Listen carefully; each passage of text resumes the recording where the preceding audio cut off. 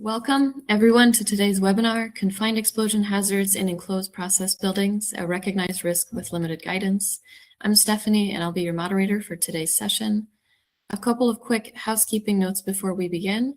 Today's webinar is being recorded, and we'll make the recording available to you in the next few days. Please submit any questions you have using the Q&A box in Zoho Webinar, and we'll address them at the end. We have 3 speakers joining us today, and they'll present for about 40 minutes, followed by 10 minutes for Q&A. Please take a moment to review the disclaimer on your screen. This webinar is intended for informational purposes only and does not constitute professional advice. The views expressed are those of the presenters and do not necessarily reflect those of AIChE Group. This session is being recorded, and by participating, you consent to that recording. Today's webinar is the first in AIChE's Process Safety Summer Series, 3 free sessions on practical challenges in process safety and risk analysis, designed for professionals who want actionable insights and real-world lessons. Following today's sessions on confined explosion hazards, we have 2 more webinars coming this summer. On July 7th, Felicia Miller will present Lessons Learned Implementing Effective PSM Programs in Chemical Startups, exploring the 7 key challenges that come up when building PSM programs in fast-moving, resource-constrained environments. And on August 4th, David Heller will take us through How Facilitation Skills Will Travel, examining the technical and interpersonal skills that define successful facilitation across industries and how to lead analyses even in unfamiliar territory. All 3 of the webinars are free and space is limited. Registration links will be on the screen at the end of today's session. And if you can't attend live, all registrants will receive the recording. For those of you joining an AIChE webinar for the first time, a brief introduction. Since 1994, AIChE's been a global leader in consulting, training, and software solutions for process risk management. We bring deep expertise in both the management and technical aspects of risk, working with organizations ranging from the world's largest companies to government agencies, all with the goal of improving safety, security, environmental, and operational performance. We have 3 outstanding experts joining us today. Dr. Ahmad Al-Douri is an assistant professor in the School of Sustainable, Chemical, Biological, and Materials Engineering at the University of Oklahoma, with a focus on process systems, safety, risk and reliability analysis, and hydrogen technologies. He recently completed postdoctoral research at the University of Maryland, focused on quantifying uncertainties in risk assessments for energy transition technologies. Dr. Andres Ruiz-Tagle is a senior associate engineer with deep expertise in quantitative risk assessment and reliability engineering. He's developed innovative QRA methods for complex engineering systems, including natural gas pipelines and hydrogen technologies, and brings experience in data science and infrastructure integrity management. And finally, Colin Armstrong is a principal engineer and group leader in quantitative risk analysis at AIChE. He brings years of experience in the areas of quantitative risk analysis and facility siting, including hazard identification, consequence modeling, development of frequency data, and risk analysis. He's been the technical lead and manager for more than 100 successful quantitative risk analyses and risk-based facility siting studies for facilities in the oil, gas, LNG, specialty chemical, and alternative energy industries globally. Together, they bring the research rigor, academic perspective, and industry experience needed to tackle this complex problem. So Colin, the floor is yours. Thank you, Steph. So the objective of today's webinar is really to call attention to the need for systematic evaluation of confined explosion hazards to better evaluate and manage the risks of these incidents. And as we'll see in this review, many incidents have occurred from these risks throughout a range of industries. Specifically, we want to consider these hazards within the design, engineering, and risk management activities. So these are our process hazard analyses, quantitative risk assessments, and facility siting studies, among other elements of process safety management, which we'll touch on as we review these incidents in the first part of our program here. So we'll discuss and explain confined explosion hazards, discuss the magnitude of these incidents in industry and the nature of these hazards. They tend to be of a very large magnitude when they do occur and result in significant fatalities, significant business interruption, and significant damage. Professor Al-Douri will go over those incidents and review common causes from previous incidents. And then Andres will take us through the current status of risk assessment practices for these hazards.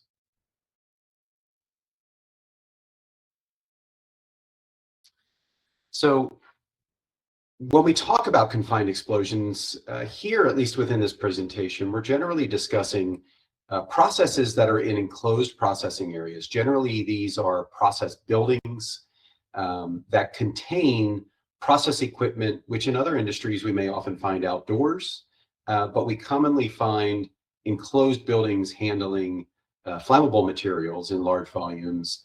And this is common in many industries. For example, in pharmaceuticals and semiconductors, we commonly see these where manufacturing spaces need to meet standards for cleanliness or air purity.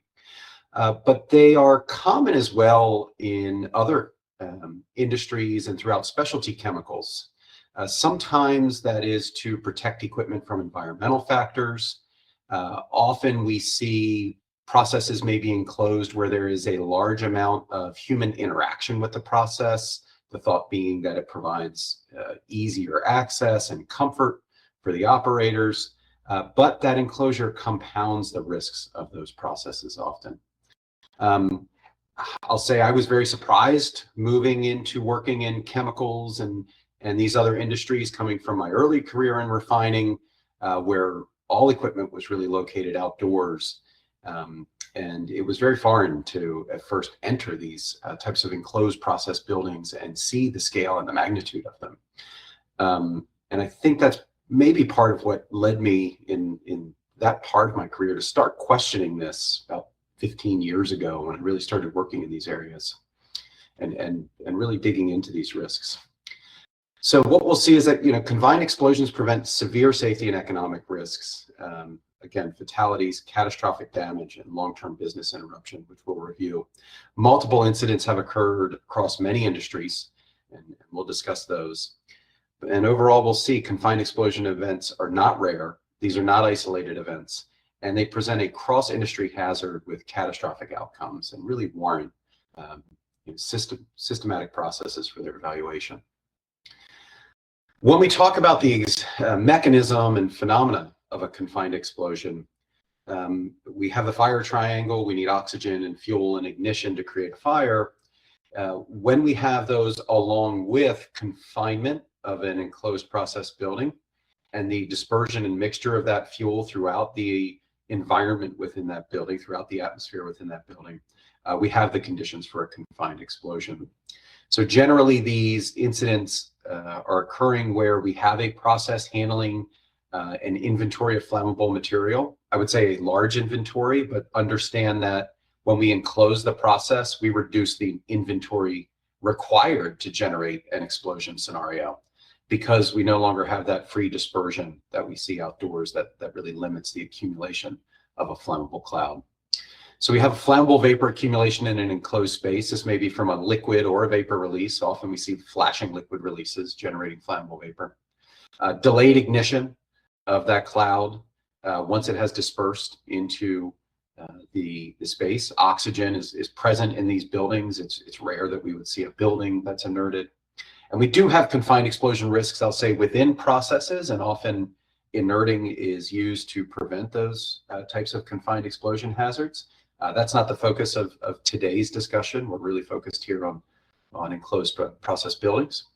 And then we have confinement of the cloud and often congestion as well, that serve to generate overpressure upon delayed ignition. Often the process material within the cloud generates, often the process equipment within the enclosure generates congestion as well, that serves to amplify overpressure beyond just the confinement of the building. The result is a confined explosion that can result in catastrophic damage, not just to the original building. We generally see complete destruction of those, but extended impacts off-site and beyond the fence line as well. I'm going to hand it over here to Professor Aldori, who's going to walk us through the incidents that have occurred and what's been observed in reports that we've reviewed from the CSB. Thank you very much, Colin. I appreciate it. So what we did here was we basically did a literature review to try to find how many reports from the U.S. Chemical Safety Board mentioned or talked about or investigated confined explosions or explosions and fires in enclosed process buildings. So we actually had gone back and forth to see, just to make sure that we have the right set of incidents. And we ended up with 10 active investigations, completed investigations from the CSB. They ranged from 2004 to 2021, but we had basically surveyed everything that CSB had done from its inception in 1998 up until now. So just to give you a perspective, there are about 200 or so, 180 completed investigations.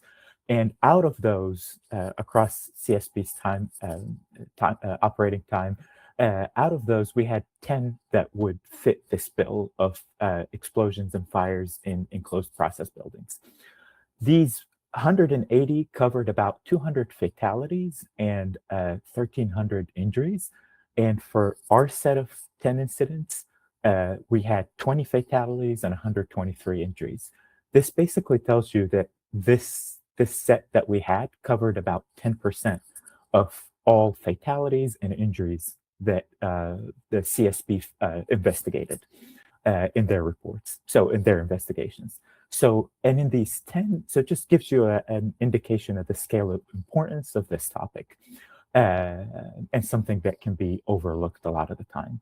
And out of the 10 investigations into 10 of those facilities, we found that 6 of them ended up to where the facility was permanently closed. So it just gives you also an indication of the magnitude and like the magnitude of how bad those explosions and fires were. So to where they ended up closing over half of those facilities. So basically what we found is that we average at about 1 explosion every 3 years, one of those incidents in enclosed process buildings every 3 or so years. And just like I said, they cover about 10% of the fatalities and injuries. So just a very, very important thing that we saw. So, and something, like I said, that's kind of overlooked a lot of the time. And just to give you, as you see here on this slide, this shows you kind of just gives you a perspective and image-wise of the 3 latest ones from 2019, 2020, and 2021, and then one of the earlier ones in 2006. Basically, you see massive damage done to all of the facilities that are involved. So it just gives you an indication of how important and how hazardous these things are. So then we can go to the next slide. So what we did here was, and I'll only show one slide here for this, but we tried to investigate the causes of all 10 incidents. And we tried to map these basically to the 20 elements of risk-based process safety to try to give an idea of what are the things that from the CSB investigation that are worth paying attention to in the future for these incidents, to prevent these incidents. So we kind of tried to focus on the 3 latest ones here. And also the ones you saw just in the image. So I'll start off with talking about the Yankton Majestic explosion in 2021. So this was a case where basically there was a kettle that was operating near atmospheric pressure, that was operating at about 15 psig. And so there, an operator turned on, an operator mixed materials without turning the agitator on. So this caused vapor buildup, and then he started the agitator later, which quickly caused overpressure, leading ultimately to vapor being released into the building and an ignition where you had an explosion of fire. For Watson grinding, this was one where basically there was a rubber hose that replaced a copper hose, which the copper hose was more appropriate for those operations. And ultimately what you had was this caused the leak. The vapor, the propylene vapor, the gas that leaked accumulated overnight, and it ignited and exploded. The AB Specialty Silicones one was one where basically you had incompatible materials being added, And so you had the vessel where this was occurring, the reactor where this was occurring, started foaming, and you had overflow of the materials that were in there, and this caused a flammable fog formation, which did not let the operators know exactly what to do. This was, I believe, a polymer facility, and this caused an ignition and explosion. The Cayenne Arnell one was one where basically you had an operator leave a steam valve open, which caused the tank to overheat when mixing was occurring, and so the vapor got released into the building, and also you had an explosion.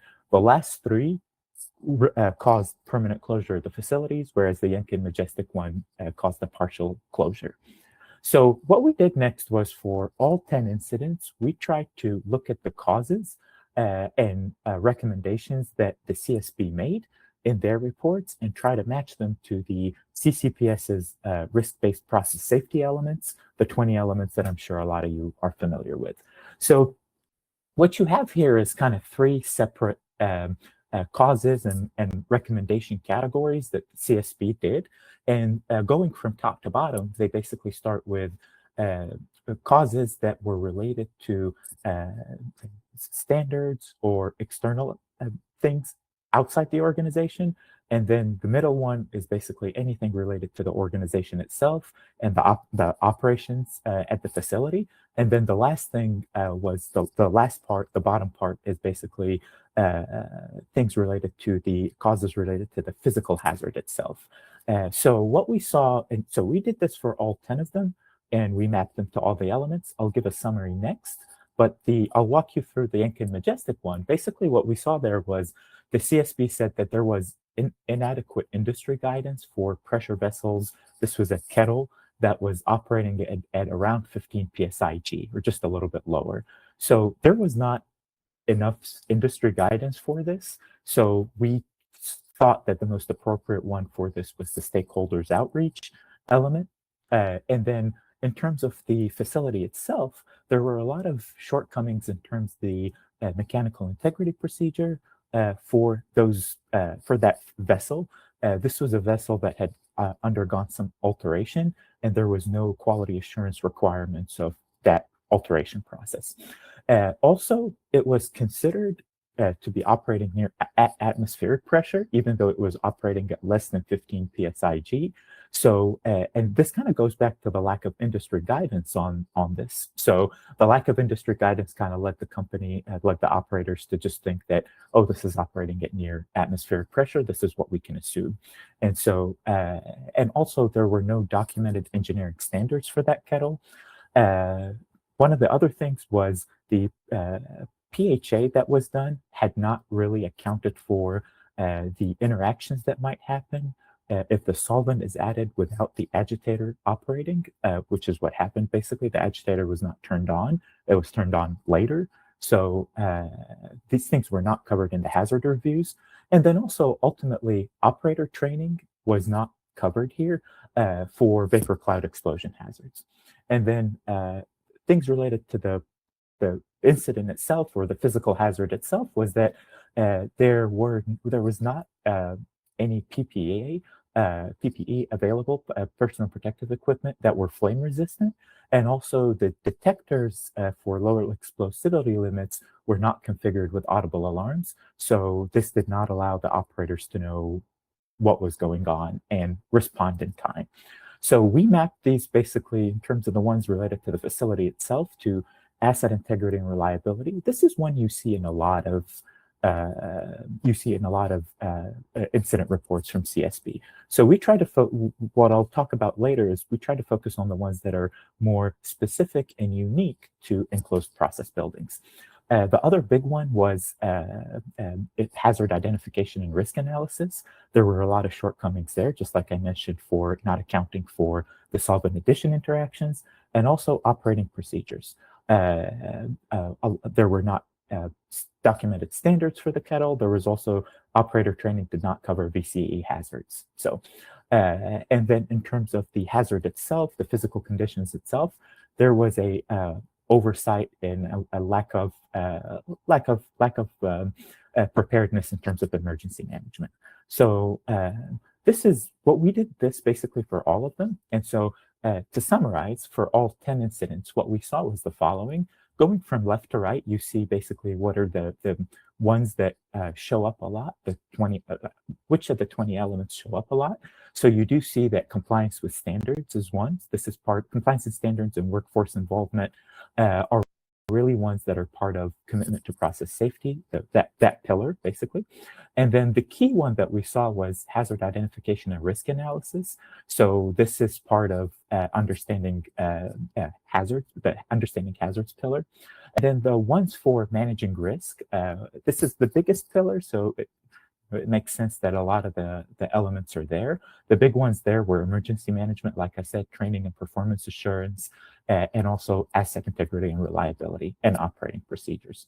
So what we ultimately, so as I said, asset integrity and reliability is one you see in a lot of incidents that ICSB investigates and a lot of their recommendations. So the ones that we observed as unique to these enclosed process building incidents were hazard identification and risk analysis. Definitely there was a lack of comprehensive ones for these, and I'll talk about it later. Also training and performance assurance, having the proper procedures, running through drills and training for the operators sufficiently there. And also the last one was emergency management. So I'll talk about a little bit about all three just next. So this covers the elements. So what are some of the things that we saw kind of drilling down into the three elements a little bit further? So one of the key things we saw was that there was either a lack of or a limited PHA, process hazard analysis, that was conducted for these facilities. So we saw that we had a table basically where we tried to check which of the facilities involved actually had done a PHA within the last 5 years, or had done a PHA at all. And we saw that only 6 of them had done it. Still, the ones who had done it had not really identified the scenarios that led to those explosions. Only 2 out of those 6 had actually kind of identified those scenarios that led to the explosion ultimately, but they had not prepared for it. So just, kind of gives you almost like a 20% coverage essentially. Also, one key challenge with these, and this is one thing that Colin will kind of emphasize later, is that 2 of these facilities, and sometimes probably more of them, were not covered by OSHA's process safety management standards. So, for example, I believe the AB silicon one was one where you had a lower than 10,000 pound inventory of the material that was involved, and so it was not covered by that. And so, this is something that needs to be paid attention to. Even though these facilities fall outside that coverage, does not mean that we should not pay attention to these scenarios and not cover them in the PHAs comprehensively. The other thing was a recurrent thing that we basically saw in terms of initiating events was human error. Okay, so things like mixing incompatible materials in the case of AB silicons, that incident. Also, improper valve actions by employees, by the operators themselves, such as the Kai and Arnell, and also the Little General Store incident. That was another one. And also insufficient operating or maintenance procedures. So this was observed in at least 2 of the incidents. So, and basically, insufficient operators lead to insufficient procedures lead to human error, is what we want to kind of emphasize. And so other recurrent issues was forced ventilation not being present either, or just disconnected. For example, Watson Grinding and also the Kai and Arnell one was ones where essentially you had the forced ventilation disconnected. And also there was one case, like the AB Specialty Silicons one, where the ventilation design was so poor that it actually exacerbated the confined explosion impact. So proper design of ventilation systems is also another thing that we should kind of take forward from this. Another thing is the presence of very hazardous materials, highly reactive materials like hydrogen and acetylene in enclosed spaces. These are prime candidates for having confined explosions happen. And so accounting for them in PHA and in comprehensive PHAs is an important thing. So this was something that was overlooked also. So basically what we take from this is that these failures were not really random. They reflect a pretty systematic gap in how we identify these explosions in enclosed process buildings, how they're evaluated through like how they're identified and evaluated in PHAs and also managed. So that's for this. And then the last part that I'll go into a little bit more detail for human errors, for example. You know, I mentioned a little bit about what some of the human error aspects were. So in a lot of these, what we saw was, for example, the Synthron case, there was not, the personnel there did not have hazardous, or did not have reactive hazards training for polymer operations there. Also, the ASCO incident was one where you had an operator close a water valve that they should not have closed. And basically it caused acetylene backflow. This was one where it occurred during the winter. So I think there was freezing involved and the acetylene backflew into an enclosed space.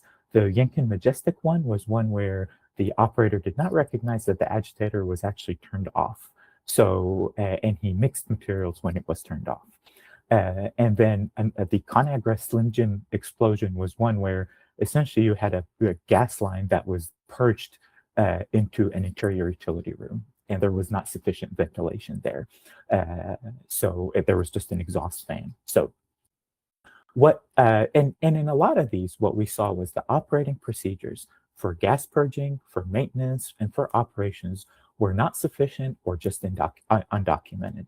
So where you want to call for, as you know, this as part of quantitative risk assessment activities, to actually increase the implementation of structured human reliability analysis methods. These are things like SPAR-H and Athena as part of these exercises. This will allow you, a lot of these methods are basically task-based, and the fact that they do start with task decomposition will highlight essentially the potential incidents that might occur and will help identify them and manage them before they occur. And then the last thing for ventilation, what we saw was that a lot of the incidents also involved either a lack of or insufficient ventilation or badly designed ventilation. Like, for example, the Kai and Arnold incident, one of the older ones, was one where the ventilation system had been turned off because neighbors complained. So, and this kind of highlights these facilities are close to residential areas sometimes. And so just highlights how important they are. So, and how important identifying their hazards are. Also, the Watson grinding one was one where the gas detection system was disconnected from the programmable logic controller. And so the automatic, the emergency exhaust fans that would have been turned off were not triggered.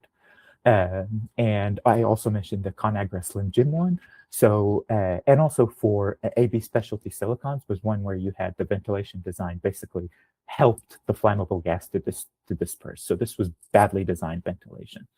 What we saw was also none of these, because this part basically covered the left side of the bow tie, none of these facilities really showed any consideration for deflagration venting strategies. And so basically taken together, what this calls for is that there was not sufficient attention paid to flammable cloud prevention and explosion safeguards in these enclosed areas, and this contributed to the catastrophic nature of these explosions. So this was kind of covering the causes. I'll turn it over to Andres to talk about the rest. So. Right, thank you, Professor Alduri. So now we're going to be covering for some time what are the tools that we practitioners have for hazard identification and risk assessment practices. As Professor Alduri just mentioned during his part of the presentation, is that hazard identification and risk assessment is actually one of the main deficiencies that we see when we look at these events, particularly from the CSP reports. And actually, let's start looking at one of the most typical tools that we use for hazard identification, which are PHAs. So I'm talking mainly about methods such as what-ifs, HAZOPs, or LOPAS.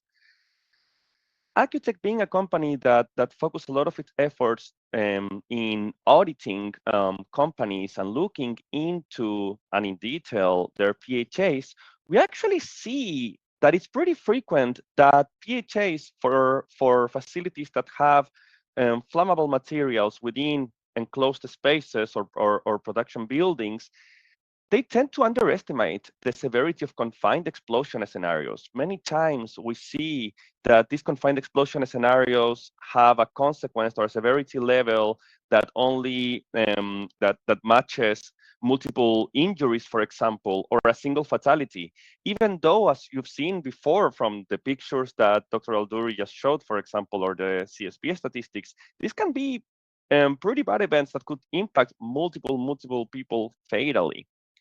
Not only that, but we've also seen that during PHAs, facilitators and the teams sometimes rely too much on safeguards whose effectiveness for confined explosion events have not actually been demonstrated, particularly through a design basis. It's very common for us to go into an audit and find a PHA where a ventilation system is being credited to mitigate the flammable cloud formation within a room.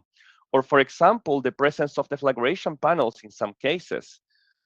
However, when we ask for the documentation for them, we see that or they haven't been actually designed to prevent these flammable vapor event and potential for confined explosions. And we've seen, for example, cases where materials that would detonate, for example, hydrogen or ethylene oxide, where sure, there are deflagration panels in the room, but as many of you that work with NFPA 68 know, a detonation cannot be actually protected with deflagration panels. So actually, they are not necessarily effective depending on the scenario that we're looking at. So we see this hazard identification issue quite a lot.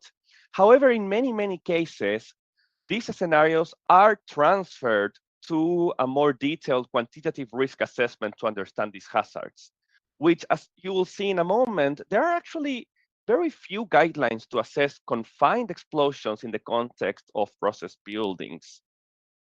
So multiple methods where we can get into the math and the physics of a confined explosions. For example, multiphysics methods, that means computational fluid dynamics, or using some empirical methods, such as the pressure rise calculation methodologies from NFPA 68, or its European counterpart, EN 14994, or, for example, using blast curves, typical blast curves such as the TNO multi-energy method or the BST blast curves to assess the impacts to sensitive receptors outside of the building.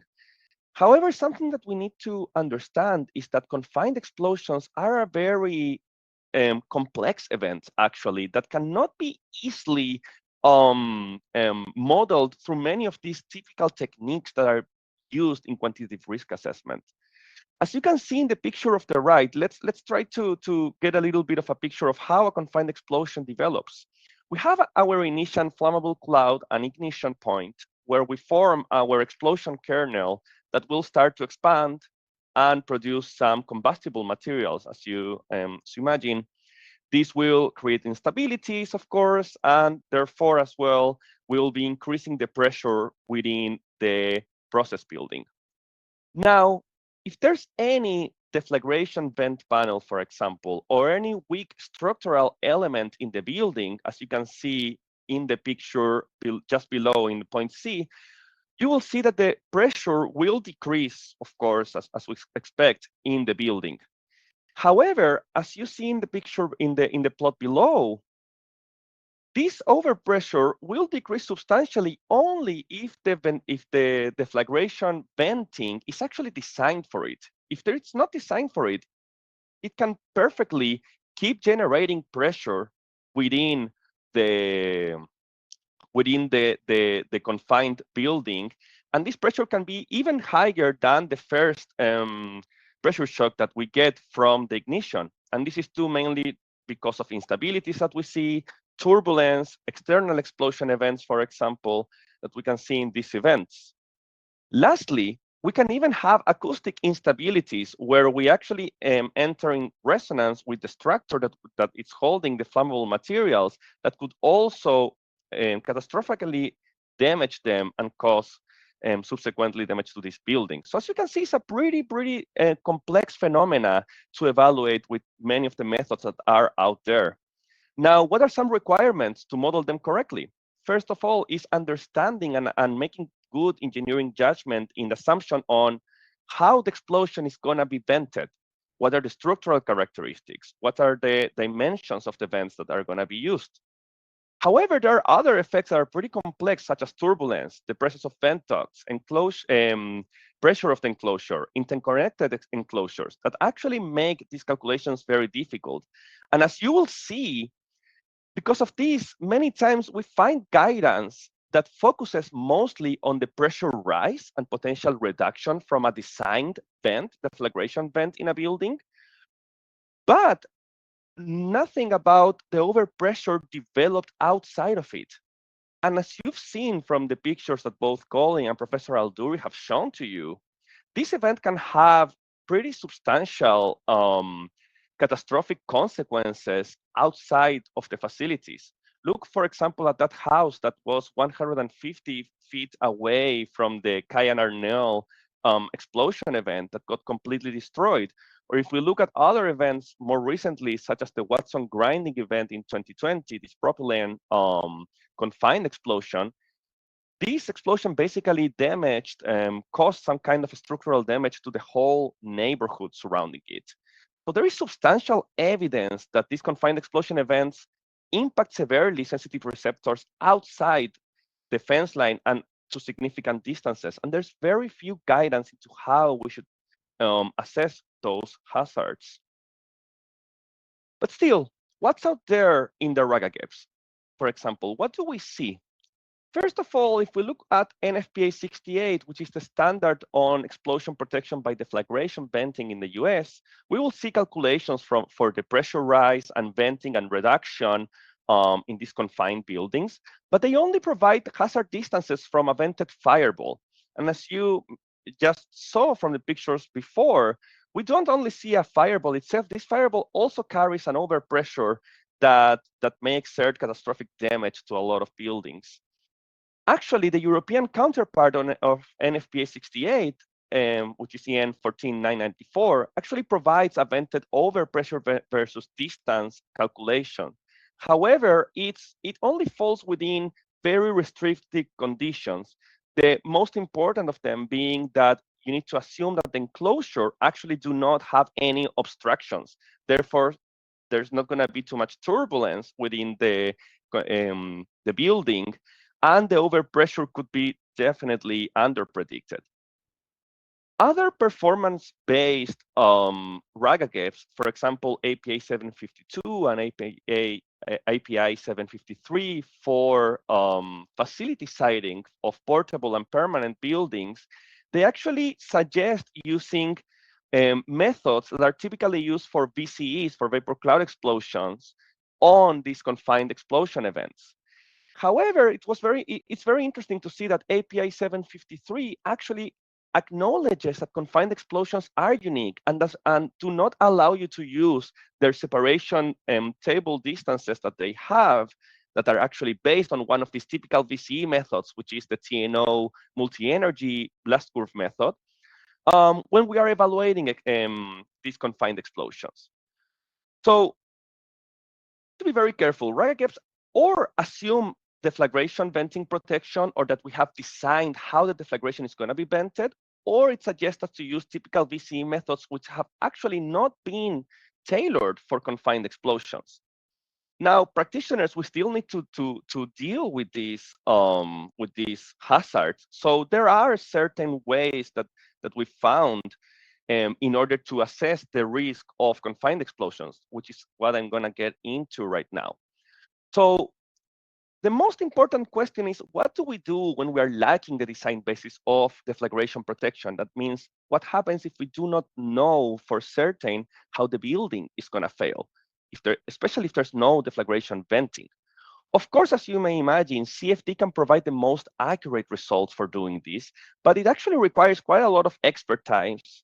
It's timely and can be very, very costly. So what is typically done out in the industry? First, we assume that a release of flammable material is happening within an enclosure, and we assume homogeneous mixing assumption. And we've seen in many, many QRAs and facility sightings this assumption, where we assume a flammable volume concentration within this process building, taking into consideration, for example, the ventilation, the forced ventilation of the building. However, there's a caution here. Results can be highly dependent, as you may imagine, on the selection of the volume size in which you are generating this homogeneous mixing. And imagine, for example, a large building with a release of heptane, for example. Most likely the heptane is going to be closer to the ground. And if we do a homogeneous mixing assumption in a large building, we are not going to be seeing actually flammable concentrations. So we have to be very, very careful and strategic into how we apply this homogeneous mixing assumption, even if it's applicable. Now, after that, we take that flammable volume and we use it in our typical blast curve modeling techniques. I'm talking about multi-energy methods such as the TNO curves or the BST curves. And we select these blast curve strengths based mainly on the confinement, congestion characteristics that kind of match the best possible to that process building we are assessing, as well as the material reactivity. However, it's very important to understand that these confinement and congestion are actually based on industrial sites, as Colin was mentioning, such as a refinery, not necessarily process buildings, which, as you saw before, they are pretty unique.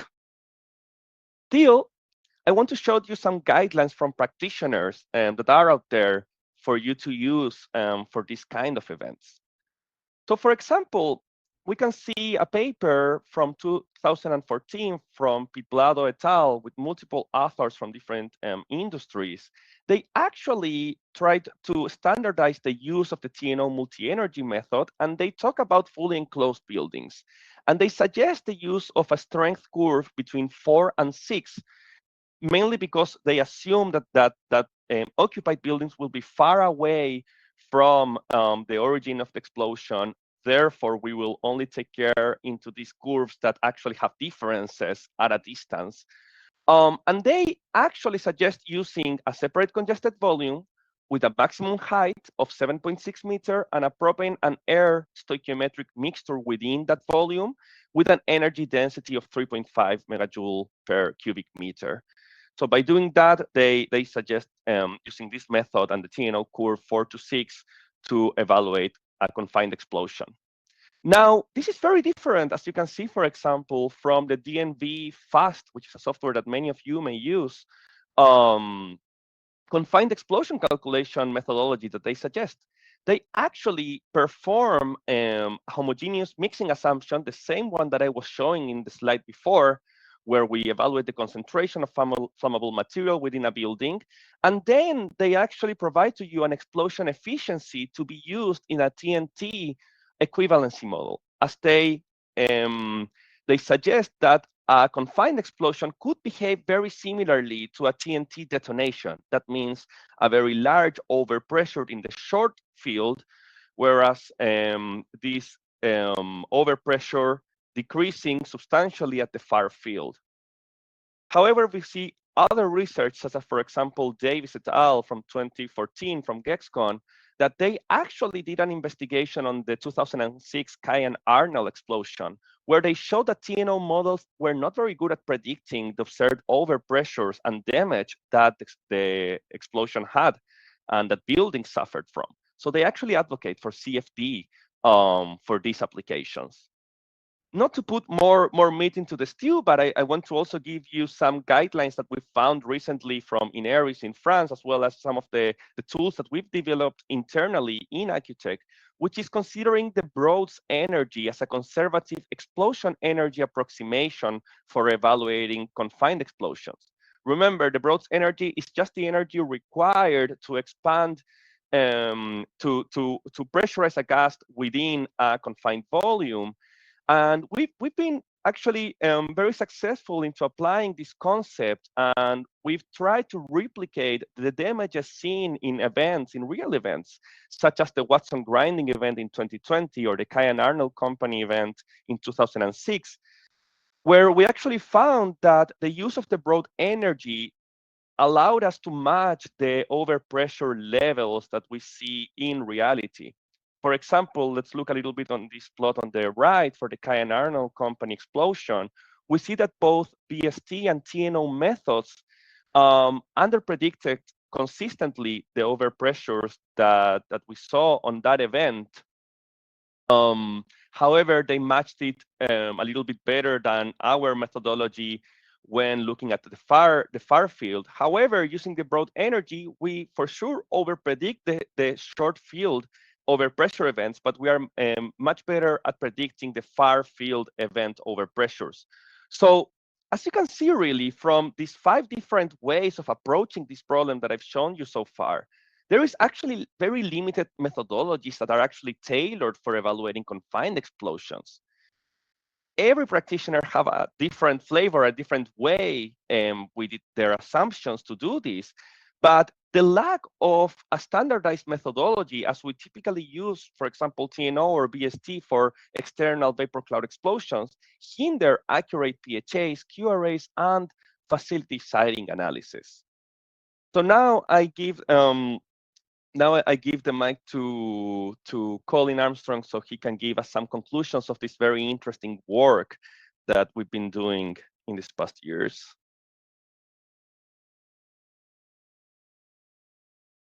Thank you, Andres.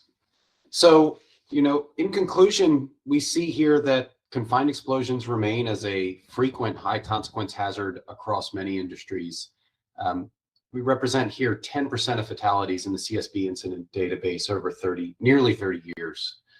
As Professor Aldori has noted, these are tied back to a range of root causes, but a number of common contributors are present, like human error and ventilation deficiencies are observed as well. Beyond that, we see PHAs commonly fail to identify these risks, and for other facilities, PHAs are not conducted. And because of the nature of confined explosions, smaller volumes of flammable materials below regulatory thresholds may present significant confined explosion risks. This lack of identification and understanding of confined explosions risks overall tells us that education in this area needs to be expanded so operators and designers understand and recognize the risks and mitigation measures, and more importantly, the limitations of those mitigation measures as well. As Andres noted, in many PHAs that we have reviewed over the years across industries, the safeguards applied for these, ventilation, deflagration, venting, may be credited when it should not be, because it's not well understood how those are designed or the mechanics and phenomena of these events. We see that risk assessments like QRAs and siting studies can support this risk management and assess these more quantitatively, but it's critical that these studies are accurate and provide accurate blast analysis results. So as Andres mentioned, many modeling approaches are not designed or validated to assess these confined explosion risks beyond the development of overpressure within the building, as we see documented in NFPA 68 and the equivalent European standards. So, overall here, confined explosions are not rare or isolated. They're a persistent catastrophic hazard that warrants improved education, understanding, and guidance for operators and risk practitioners. And we look forward to continue to present further on this topic in the future. So thank you, everyone. For those who are still here with us and have a little bit of time, we can step into a couple of questions that have come in over the course of the analysis here. The first one to you, Professor Aldori, there was a question about Human error and assessment of human error. You mentioned SPAR-H and Athena as methods for assessing human error, and there was a question about what those are and how they could be applied in these risk assessment techniques. Yes. So SPAR-H, so the questions I got were basically, what do they both stand for? So SPAR-H stands for the Standardized Plant Analysis Risk dash Human Reliability Analysis. So this was actually a method that was originally developed by, this is kind of the thing that you see with HRA, is that a lot of it is developed by, it's most mature in the nuclear industry. So a lot of the methods that we have come from there. And specifically, most of the time they're tailored towards control room operations. So this is what SPAR-H stands for. It was developed by the Nuclear Regulatory Commission. A kind of an improvement on that was Athena, which stands for a technique for human event analysis. That one is meant to explore more these things called error forcing contexts. In further improvements of this, there's a kind of a more cognitive-based framework called the information, decision, action, and accrue context. And it involves things called the performance influencing factors. The error forcing contexts are similar to that. So we do see, this is one of the things is we didn't want to go too deep into HRA and the more advanced methods for it because it's not as advanced in terms of its applications in the chemical processing industry as it is in nuclear power plants. So for our suggestion here, we said we would use what they call second generation methods, which are an improvement on first generation ones, but don't get to the nitty gritty cognitive bases that are done in third generation methods, like things like Phoenix and others. So we think these two would be pretty good. So that's why we picked them as recommendations. So, and I'd be happy to offline go more into detail what they stand for. They're all documented and the methodologies for them are pretty well documented. So And also, if I may add to that, the oil and gas industry has acknowledged the use of these cognitive-based methods for human reliability. And there's a tool out there that is freely available called PHRA, which is actually based on SPAR-H for the nuclear industry that can be easily used. And it's a great first approximation into the tools that Ahmad was just mentioning.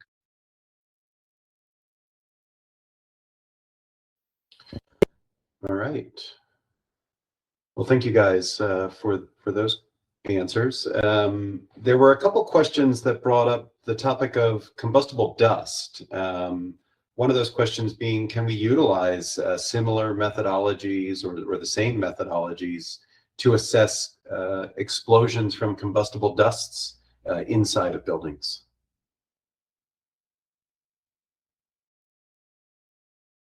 I can jump and answer that. So basically, when we use for example, NFPA 68 or its European counterpart 14994, the methods have a lot of overlap, as you may imagine. However, I want to stress that the main assumption here, especially when we look at dust explosion hazards, is that we have an identified deflagration venting characteristic, structural characteristic, design characteristics.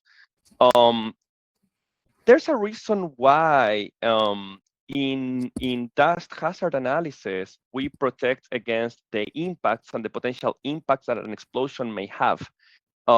Whereas what we've seen out there for the chemical process industries, besides combustible dusts, is that we're not actually assessing them with the same level of importance when we look at flammable materials. And while it can be very common to see a vent panel, deflagration vent panel in a system handling combustible dusts, it's not fairly common to see deflagration vent panels in process buildings that are handling pretty flammable materials that can range from pentane, hexane, etc. So the methods, sure, they can be used across the two. They're pretty similar. However, they assume that we know how a deflagration will vent. And that's one of the major shortcomings, because as you, there are many companies that, and there's many uncertainties if you don't design these vent panels on how a building will behave in the case of an explosion.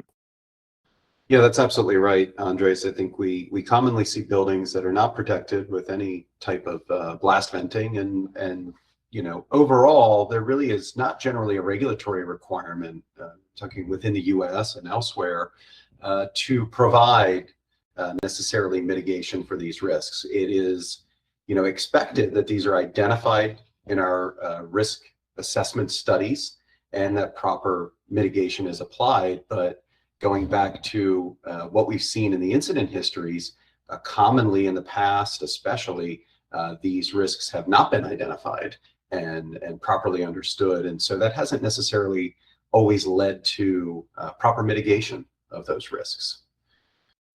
But certainly there's quite a lot of overlap with them and similarities. Another interesting one, as we get into the risk analysis part, how do you address the probability of ignition in a confined release event? How do you address that probability in the risk assessment? I can start adding a little bit into that, but whoever asked that question opened the Pandora's box there, in terms of the research that is out there currently. Yeah, the probability of delayed ignition, especially within an enclosed process building, is a very challenging topic, and there's many state-of-the-art tools that are being developed to address them. But just to give you some examples on what RAGAGEPs are saying right now, or what we can look right now in RAGAGEPs. First of all, there is statistical evidence that delayed ignition is more likely within enclosures than outside of enclosures, and that additional likelihood actually it's added and taken into account in the methods, in the level 3 methods from the CCPS book on ignition probabilities, guidelines from ignition probabilities. They are actually taken into account there. However, in many other delayed ignition probability models, we actually do not see the inclusion of any particular, let's call them, safety factors to account for the fact that we are within an enclosed process building.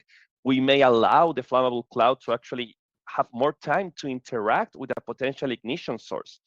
And another point that I actually didn't touch in this presentation because of the length is that depending on where the ignition happens, closer or farther from the weak element that's going to bend the deflagration, the pressure rise characteristics within the building can be completely different.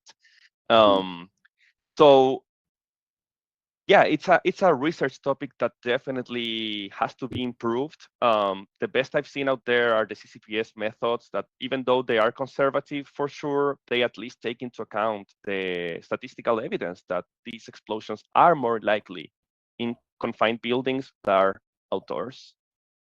Yeah, I'll say, you know, in recent work over the last couple of years, we've developed some dynamic event tree modeling to account for these types of ignition probabilities, especially in some of the focused QRAs we've done for hydrogen systems, where these risks are of particular concern.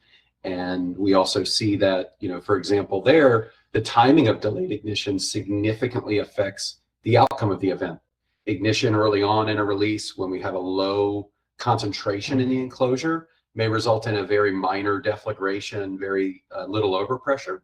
But as those concentrations increase, we move through ranges where we may experience severe deflagrations, or even up to, for hydrogen, detonation once we exceed certain threshold limits. So it can get very complex to assess, and I will say there really are no tools commonly out there. These are things we've had to develop for these custom kind of risk assessments we've done. So I see we're at the top of the hour, and I think I'll hand it over to Stephanie to close us out. Thank you, everyone. So thank you, Professor Alduri, Andres, and Colin. You've taken a real gap in how we assess confined explosion hazards and provided both the historical context and the methodological foundation to address it. And that brings us to the end of today's webinar. So on behalf of AIChE and our 3 presenters, thank you so much for joining us this afternoon. Confined explosions in enclosed buildings are recognized hazards with a history of high consequence events, yet they remain under-assessed. So we hope today's session is giving you the context, the data, and the practical methods to change that in your own risk assessments. Few closing items. The recording of today's webinar will be available in the next few days. We'll send you a link once it's posted. And this is essential material for anyone involved in PHA facilitation, QRA work, or facility siting. So please share it with your teams. And if you need a PDH certificate for today's session, please email us at contact@acutechconsulting.com. We'll get that right out to you.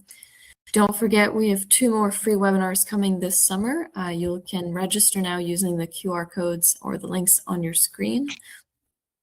And if you're looking for support in developing or refining QRA or facility siting studies that properly account for these hazards, AIChE's quantitative risk team is here to help.